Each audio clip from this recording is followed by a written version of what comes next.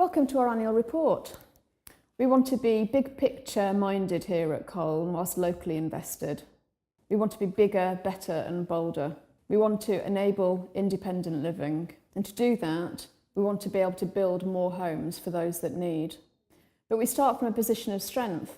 We have a strong balance sheet, we're AA- credit rated through Standard & Poor's, we're top quartile in the way that we collect our rent, protect our income, and we're V1 in terms of our regulatory judgment with the Homes and Community Agency. So a lot to be proud of. Here at Colne, we're going to be refinancing our debt to reduce the cost to build more homes. So by doing so, we can be better, bigger and bolder. So through the annual report, you'll be hearing from a lot of collaborators who are sharing their views and their thoughts, not only about the sector at large, but also Colne and Colne's position in that sector. At the end of the film, you'll be able to hear about how you too can join that conversation and how we'll be having that conversation with you throughout the rest of this year. So please do join us.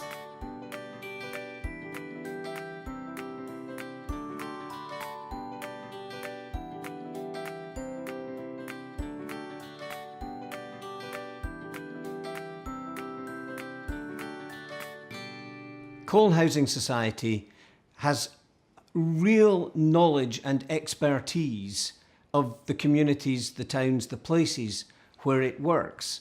It has a real focus on what it does. And I think what we will see with Colne is that it will explore how they can provide new homes for people in different parts of their area, but at different price points. I think housing associations in the future will be the first place you go to if you're looking for a new home, whether that's a home to buy, a home to rent, a penthouse apartment, because housing associations will increasingly be making an offer to everyone at all parts of the market.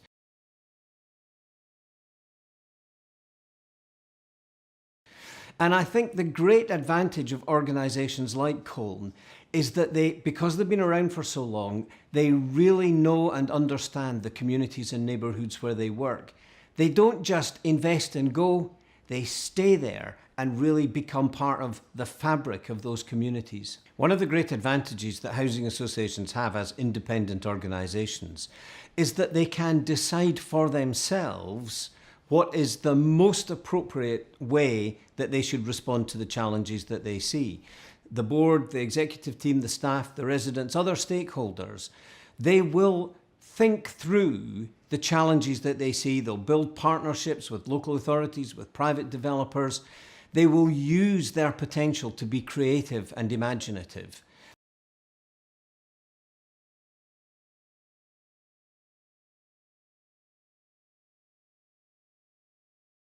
This is really critical that housing associations like Colne continue, because they have this knowledge and expertise in the places where they work that really is not like anyone else.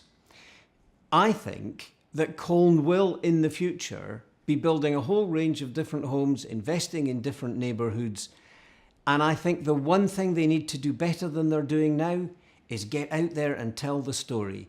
Because what housing associations do is terrific.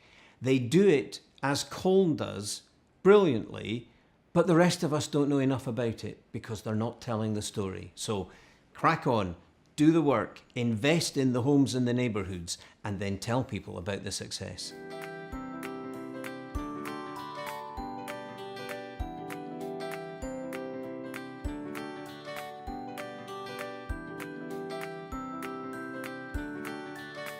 The UK faces a very large number of profound challenges. I would pick out three in particular.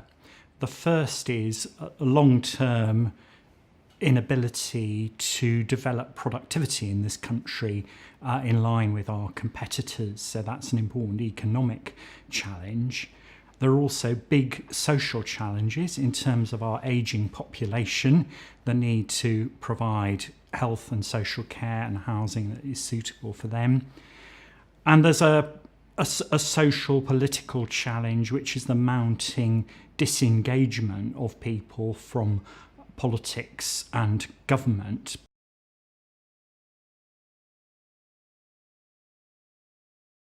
But I think within all of these things and bound up in them all is the housing market. There is a long-term inability in the British economy to develop the right quantity of housing across all tenures.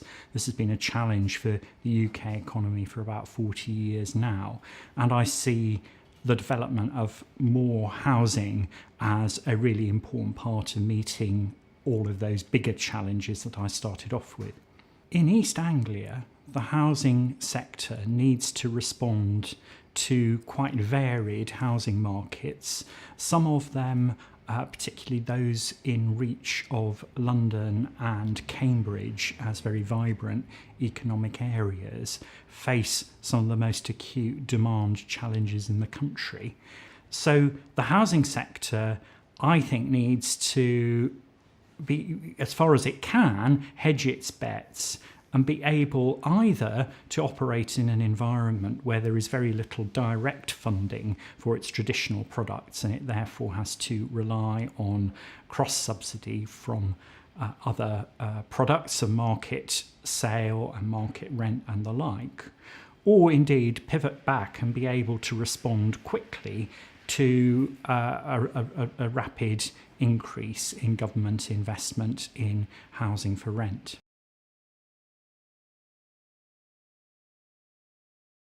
Colne needs to focus on three things, I would say. First of all, strengthening further its emphasis on value for money, so the very maximum resources can be devoted to continuing to provide services to existing residents and to support a capital programme.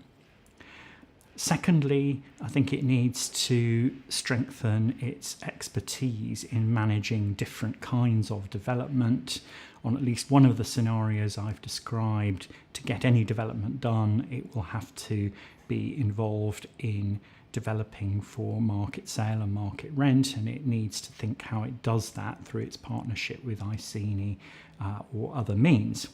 And thirdly, there is a general point about agility. I think the policy environment, the local government environment within which it's working are likely to change very significantly and at very short notice.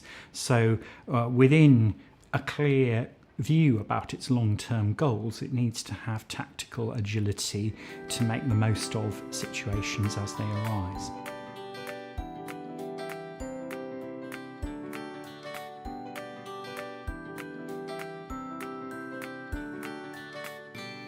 I think the uncertainty that there is at the moment around Brexit and a new Prime Minister and new key political leadership is creating some uncertainty with the devolution deal for East Anglia. So the new devolution deal, which has been negotiated, actually brings in huge amounts of capital into the region. So £300 million worth of investment in housing, £200 million of that is actually dedicated to affordable housing in the region. And actually in the Cambridgeshire area, some of that is actually dedicated to affordable rented housing. So from a housing association or a sector perspective, there's a real price to be had there with additional investment coming into the region.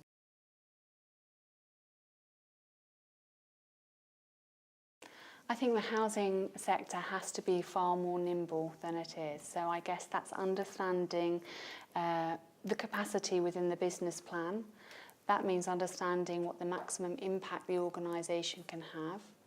I think it's understanding some of the risks in the market and actually stress testing the business plan against those risks. So for example, it's thinking about what would happen to the business if the rents went down, what would happen to the business if house prices went up, what would happen to the business if interest rates go up.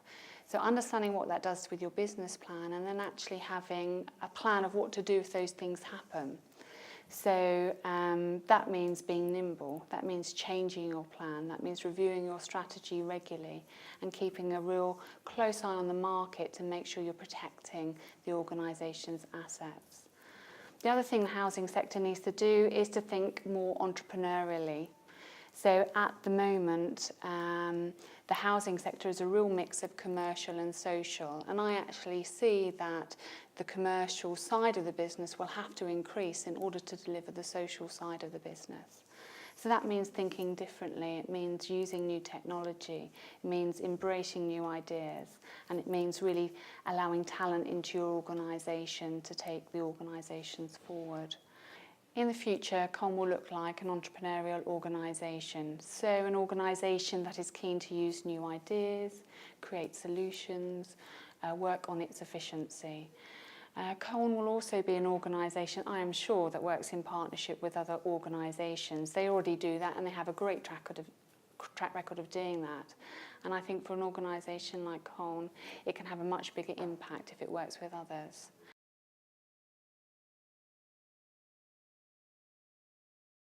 Colne will also be an organisation that thinks commercially but acts socially so that it can have the best social impact.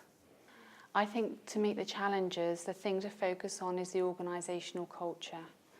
So developing a culture that values innovation, creativity and a new way of doing things. And to do that, you have to create space in an organisation to have that creative thinking.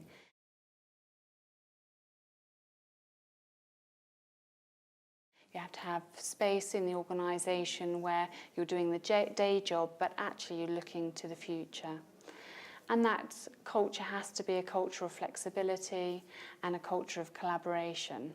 You know, we know in business that people can copy your strategy and what you want to do, but the thing they can't copy is your culture, and that is the thing that will give any organisation its competitive advantage.